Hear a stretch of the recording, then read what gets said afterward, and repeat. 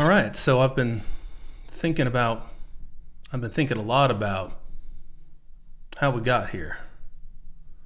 And I think in order to really get into these details, I have to take a little bit of a step back and show you where my perspective comes from. My father was born in Austria before World War II. He was only a few years old when he said that his father had died. My grandmother was Austrian and my grandfather was Czechoslovakian. He never grew up with a decent father figure. My father was only 3 years old at the start of World War II. During that war, their neighborhood was bombed. A single scared German came into a bomb shelter with my father and his family. And they were all in there. For some unknown reason, this soldier left the shelter. And after the bombing raid subsided, the soldier was found by my father, along with many of their neighbors. Growing up in Austria was extremely hard on my father. At the age of 20, he got on a boat. He came across the ocean and he landed in Halifax, Canada, along with many other immigrants. He moved to Leamington, Ontario, and there he worked by gutting fish in a fish house that were brought in from the daily catch. His second job basically was to go to a field and pick tomatoes for the Heinz Corporation. And he worked those two jobs for many, many years. Very difficult immigrant labor, right? There he met and befriended other European immigrants, some from Austria, some from Germany, some from Ukraine, many other countries. And after 7 years of working in Canada, he finally migrated to the United States, where he met my mother, started a family. The interesting part about his first days in the United States is that he got a job for the first month, and he didn't have much cash on hand. He had enough to get by for a while, but he got a job with a gentleman that, let me just rephrase that, maybe not a gentleman, but he got a job with a person, and the man had promised him that at the end of the month, you'll get your pay. And he was a handyman. He was coming in as an unskilled immigrant, generally speaking, right? So he works for a month, he's paying rent, and at the end of the month, the guy basically tells him to go screw. He's not going to pay him. The reason for that is that this guy's been playing this card for a long time. He's been abusing immigrants and basically replaces that person with the next immigrant. Fortunately for my father, he was able to find another job, and that was with a company that did construction. He worked several years for this company, and at some point had been studying, getting some licenses, whatnot. He became a foreman, and eventually what he ended up doing was starting his own company. He left that corporation. At the time of my birth, my father was not a U.S. citizen. And myself, I grew up under a very European type of mentality and way of thinking. But nonetheless, I'm obviously very American. And I know you maybe thought that I had done it again, broken a bone or two, and that this video was going to be about mountain biking. And generally so, I talk about things on this channel that are obviously about mountain biking in the outdoors. However, for today, I just kind of have to put on the record where I am at. So I just want to get it right out of the way. Growing up as the son of an Austrian immigrant, I have been hyper aware of Nazism, Nazi dog whistles, that type of thing my entire life. And I'm going to call a spade, but this is a Nazi salute.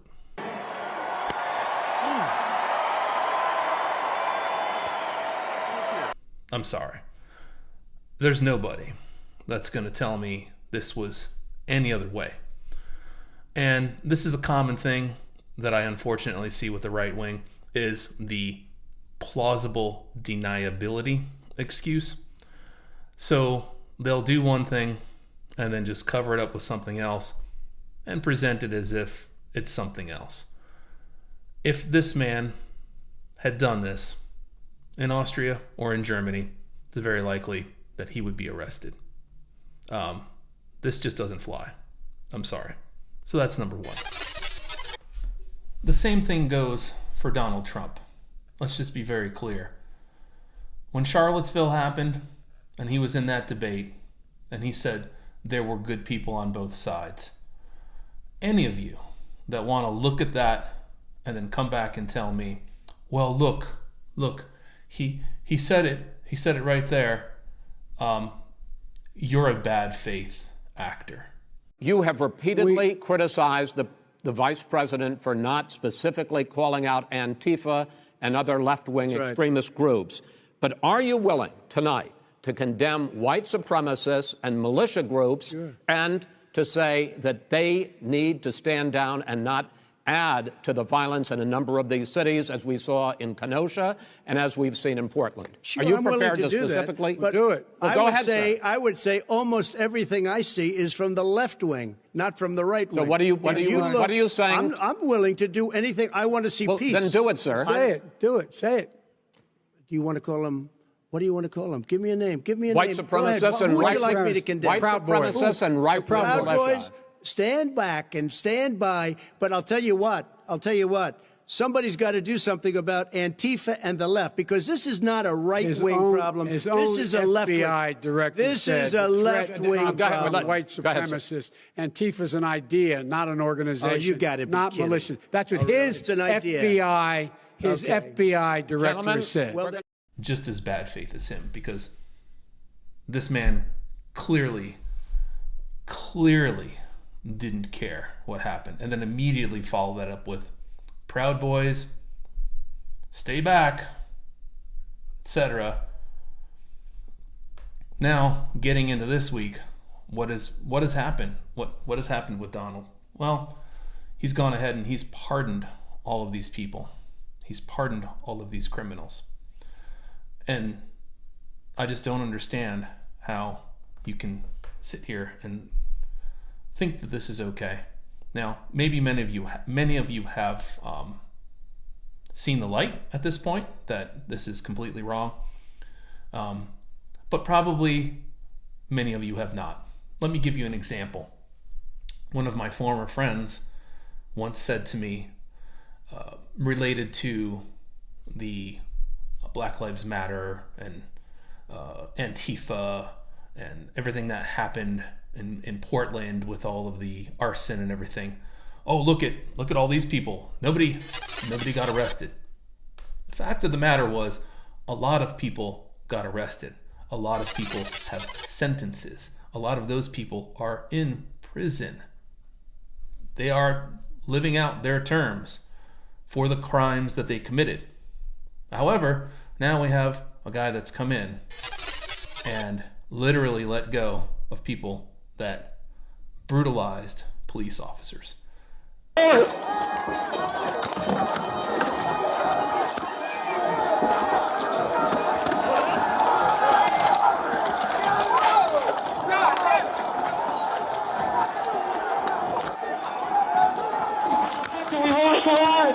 We lost the line. All MPDs get back. All MPDs get back up to the upper deck. All MPDs. They were peaceful people. These were great people. The crowd was unbelievable. And I mentioned the word love. The love in the air. I've never seen anything like it. You have no more room ever to say that you back the blue or your shitty Blue Lives Matter bullshit to lessen the Black Lives Matter movement. Sorry, but you've got no more room to talk. So this may not be the perfect analogy, but when Donald Trump said peacefully, you leverage this all the time as a reason why, it wasn't Donald Trump, but then you neglect the other hour of his speech. You neglect the fact that he went on for months with hateful, insidious rhetoric. You throw all that aside. So this is simple, plausible deniability again. And my analogy may not be perfect again, but let's just say I were to go and rob a bank. I go outside the bank, I'm walking away with bags of money, and I find an old lady crossing the road, and I help her cross the road. Wow, I did something nice. But does that mean I didn't rob the bank? I don't think so. Maybe not the perfect analogy, but this is basically Trump's way of getting away with everything. He has all this rhetoric that goes on and on and on in perpetuity. And then he comes out and just says one little sentence. And then you guys go, oh, look. And you point to that.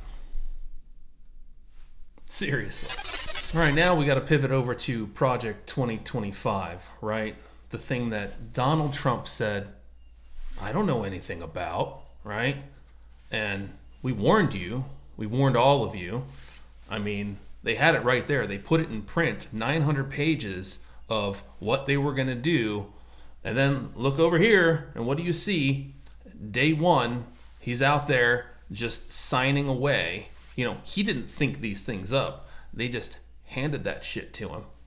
Not to mention that he actually put all the Project 2025 people in his staff, people that he didn't know, and all that type of thing, right? And this is going to be a setback for the country for decades to come. Let's just take a look at a couple of them, because there's a lot to unpack. I don't have the time to go through all of them, but I'm gonna look at what I think are some of the worst. And that's gonna start with, you know, just kind of like pulling out of the WHO.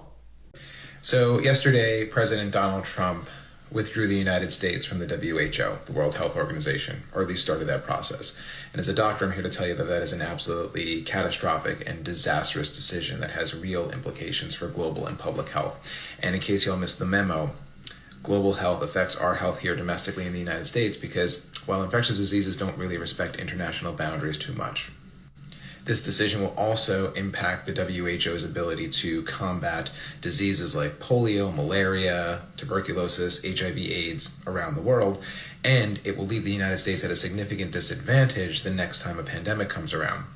And I say the next time because it's a matter of when, not if, because the WHO shares information, data, and research about global disease outbreaks, and the United States will just not be part of that information sharing anymore.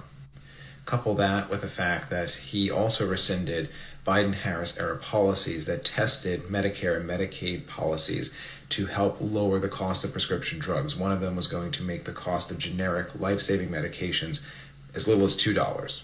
So this is a huge win for Big Pharma, and I'm sure all the people who come into my comment section calling me a Big Pharma shill are just absolutely thrilled about that. Yeah.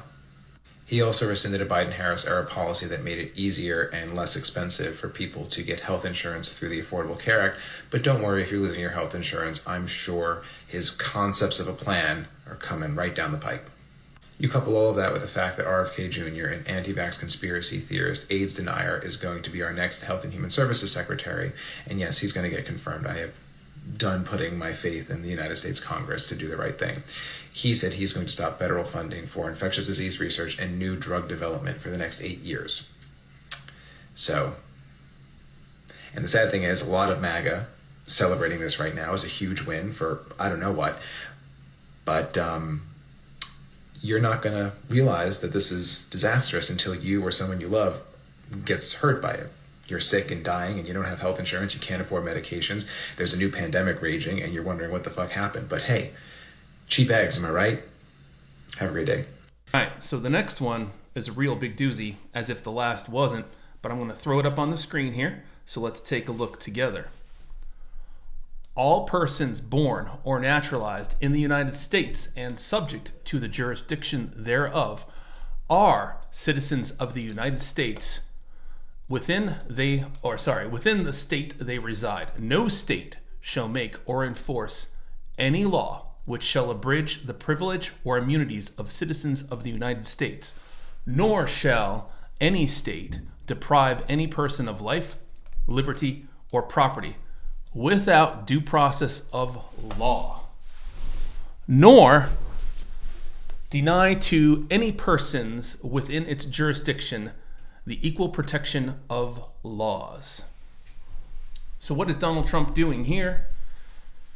He's made an executive order to basically say that you're not going to be a naturalized citizen if you're born in the United States under certain circumstances. So this is going directly against the Constitution of the United States that you right-wing constitutionalists always talk so much about. So next up, Trump has pulled us out of the Paris Climate Agreement as we watch California burn, after we witnessed a hurricane devastate North Carolina, as we watch that hurricane devastate Florida, as we watch freezing and snow coming into parts of the country that generally doesn't have snow. We're watching Florida and the Panhandle get snow that I've never seen in my lifetime. The climate is changing.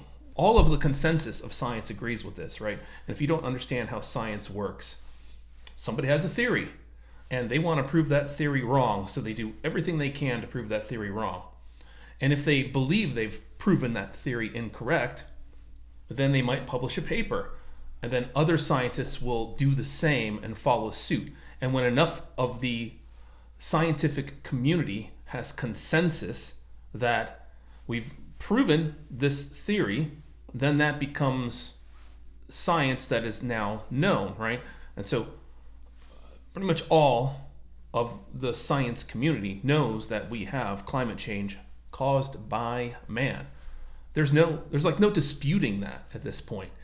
Yet this guy is pulling us out of everything to move us that direction, pulling us out of the initiatives for solar, for electric vehicles, pulling us out of wind power. These are his executive orders. The rest of the world is going to continue, and we continue to get left behind and go further back. So you've also got to take into mind that he is rescinding a 1960s, basically an executive order from LBJ that was to give affirmative action and equal rights for federal jobs. This is, racial discrimination, sexual discrimination, that type of thing, which is going to impact many women, many people of color. Discrimination is a bad thing, right? We can all agree to that. And he is reversing these things that have been long withstanding. He is having executive orders that are now going after people. ICE, we're hearing reports that ICE has been keeping Native Americans held. There are reports that we're being warned as citizens to carry birth certificates with us or passports. This is the kind of country that you want to live in. Really, ask yourself that question.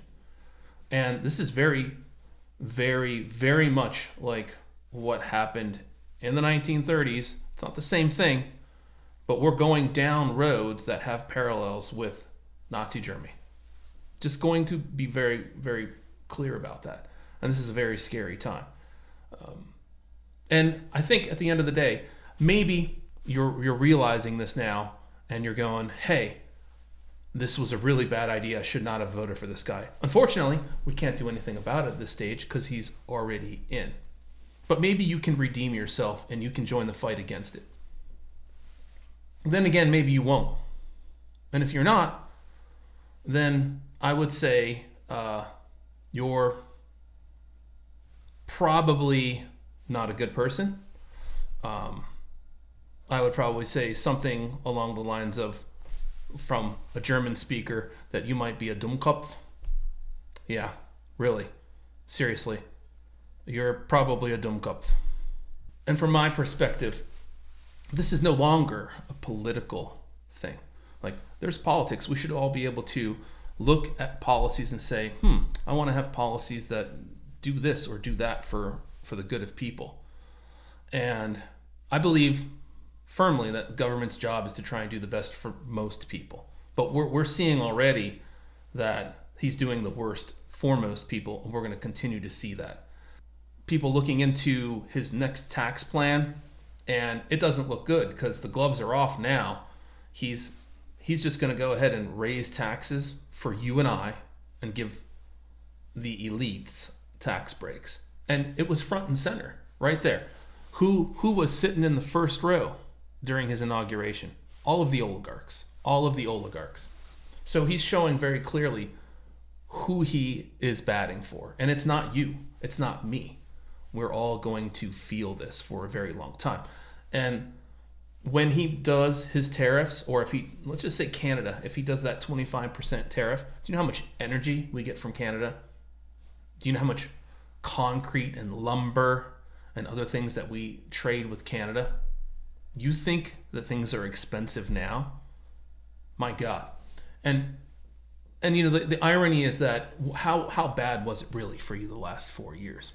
And I understand that a lot of people are suffering because things are out of control as a general rule. But if you're going to point and say, well, Biden did that, what did he do? What actions did he take to do that? Oh, the Inflation Reduction Act. Except that you have to have inflation before you would have that act. And at the point in which that was signed, we were already at like 8.3%, if I'm not mistaken.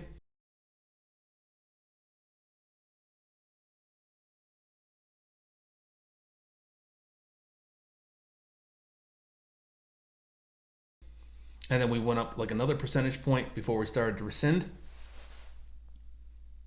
I don't know how you explain your way out of these things. I really don't. So buckle up, folks. This is going to be an extremely rough ride for the next 4 years.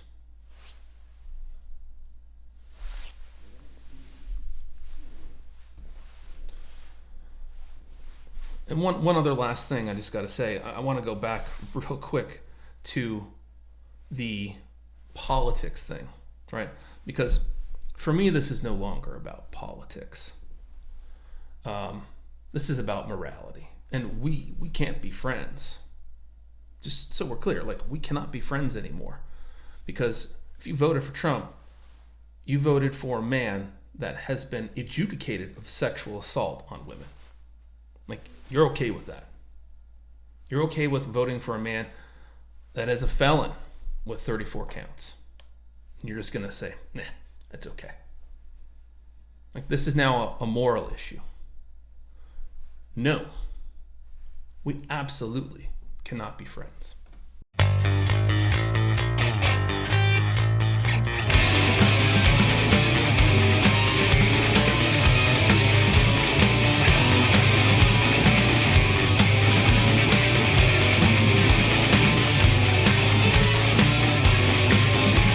Swastikas and Klan robes, sexist, racist, homophobes, Aryan nations and hammer skins. You can wear my nuts on your Nazi chins. I love a man in uniform. And just what exactly are the great historical accomplishments of your race that make you proud to be white? Capitalism, slavery, genocide, sitcoms. This is your fucking white history, my friend. So why don't we start making the history worth being proud of and start fighting the real fucking enemy? Swastikas and Klan robes, sexist, racist, homophobes.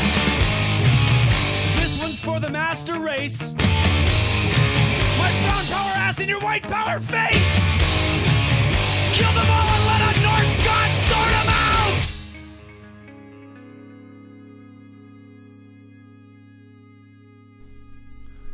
Did the 14 characteristics of fascism give you room for pause? Does it make you think a little bit about your actions and your decisions? I'm curious to know. Are you worried about what your grandchildren will think of you? One day when they look back and they say, hey, you know, my grandparents, they voted for Donald Trump. What about your God? What is he gonna think? So for example, I think that Jesus Christ is the wokest of the woke. Yet, I continually hear how everything is too woke? Or is it that you just go to church on Sunday, stay for your 1 hour, it's in one ear, out the other, you go back out the door, and you're back to being the same kind of human? I think you've only got one shot. I think you should give it your best shot. Be a good human. Okay? Thank you for watching.